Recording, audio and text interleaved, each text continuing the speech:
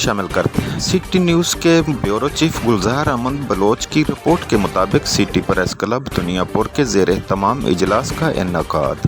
گزشتہ روز city press club کا ماہانہ اجلاس زیر صدارت صدر پریس کلب راؤ عابد علی خان منعقد ہوا۔ جنرل سیکرٹری رانا ناصر شکیل نے اجلاس کا ایجنڈا پیش کیا اور اجلاس کی کارروائی تلاوت قرآن پاک اور بارگاہ رسالت میں ہدیہ عقیدت پیش کرتے ہوئے شروع ہوئی۔ اجلاس میں ملکی حالات، شعبہ صحافت اور عوام کو درپیش مسائل سمیت دیگر پہلوؤں پر روشنی ڈالی گئی۔ ایوان نے متفقہ طور پر راؤ شاہد علی خان کے بیٹے راؤ حاجی علی بہادر کے بھتیجے سیم عابد کو اسحاق خان یونیورسٹی سے 4 سالہ انجینئرنگ کی ڈگری حاصل کرنے پر مبارکباد پیش کی۔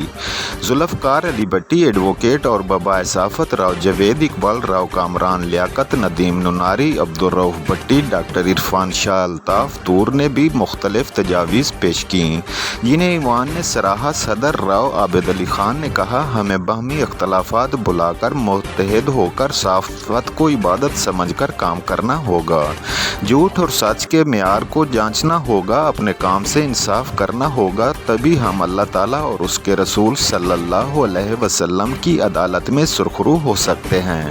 اجلاس میں امریکہ میں مقیم اوورسیز راؤ سعید احمد، راؤ سجاد خواجہ، ریاض فریدی، قیصر اقبال بھٹہ، فاروق بٹی، محمد عدنان، محمد سلیم سیال اور ارشد شال کتب پور سے تشریف لانے والے ساتھی راؤ محمد یونس، علاء الدین ہاشمی، میاں مصطفیٰ انجم بھی شامل تھے۔